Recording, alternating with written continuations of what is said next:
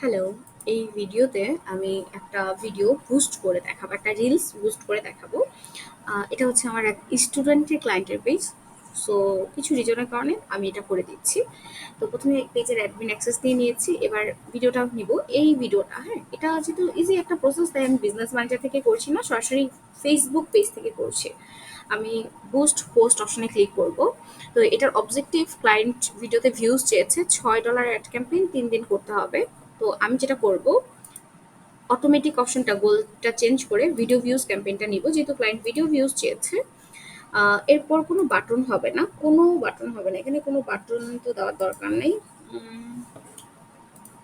এটা না, video views দিলাম। আচ্ছা, বাটনটা বারবার শো করছে কেন আমি জানি না, আসলে এটা ভিডিও ভিউজ হবে। হ্যাঁ, এখানে আমি আবারও ভিডিও ভিউজটা দিয়ে সেভ দিলাম। ওকে, ফাইন। তারপর বাটনটা এখানে দেখাচ্ছে, হোয়াট এভার, সমস্যা নাই। এরপর হচ্ছে স্পেশাল অ্যাড ক্যাটাগরি, এটা যাবে না, অফ রাখলাম। এরপর এখানে অডিয়েন্সটা আমাকে কি দিতে হবে, বাংলাদেশে যেহেতু অ্যাড ক্যাম্পেইনটা করতে চাচ্ছে, আমি ম্যান উমেন উভয়টাই দিতে পারি, তবে উমেন দিলে বেশি ভালো রিচ পাবে, কারণ মেয়েরা বেশিরভাগ ভিডিও বা রিলসগুলোতে একটু বেশি টাইম স্পেন্ড করে। ঠিক আছে, উভয় দিলেও ভালো, খারাপ না। আর আমি এখানে বয়সটা একটু কম দিব, ধরেন বয়সটা হচ্ছে আমি দিব 30 পর্যন্ত দিতে পারি। তাহলে 30 পর্যন্ত দিলে বেশি বেটার হবে, কারণ এই বয়সে মেয়েরা বেশিরভাগ, ছেলেমেয়েরা বেশিরভাগ অ্যাক্টিভ থাকে এবং রিলসে অনেক টাইম স্পেন্ড করে। অল্প বাজেট যেহেতু ভালো রেজাল্ট কিভাবে আনতে হয় সেই দিকটা আমি ফোকাস করছি। আর বাজেট পুরো বাংলাদেশ, মানে বাজেটের সাথে পুরো বাংলাদেশটা দিতে বলেছিল, যেহেতু ভিডিও ভিউজ ক্যাম্পেইন, তো আমি পুরো বাংলাদেশটাই সিলেক্ট করছি। এখানে আমি টার্গেটিং নেই, যেহেতু এটা একটা কেক নিয়ে একটা ভিডিও ছিল, ভ্লগ ভিডিও ছিল, তো আমি একটু কেক লিখে সার্চ করি, কেক ইন্টারেস্টটা এটা দিচ্ছি। তারপর হচ্ছে ব্লগ লিখে সার্চ করে দেখি কিছু আসে কিনা, ভিডিও ব্লগ, এই দুইটাই আমি দিব। ওকে, বেশি কিছু দিতে চাচ্ছি না, কেক আর ভিডিও ব্লগ এই দুইটাই দিব। আর হচ্ছে আমি চাইলে এন্টারটেনমেন্ট দিতে পারি। এন্টারটেনমেন্ট মানে হচ্ছে যারা ফানি ভিডিও টিডিও দেখে এদের জন্য এন্টারটেনমেন্ট, এই তিনটা অপশন এনাফ।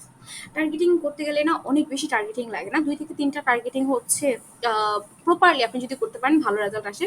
আর সর্বোচ্চ যদি হয় 5 থেকে 7টা, আগে আমি বলতাম 20টা করেন, এখন এত দরকার হয় না, এখন ফেসবুক অ্যালগোরিদম অনেক চেঞ্জ হয়েছে।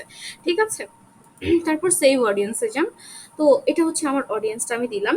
এবার আমার বাজেট ছিল 3 দিন, আমি হচ্ছে 3 দিনে $6 দিব, $6, ঠিক আছে।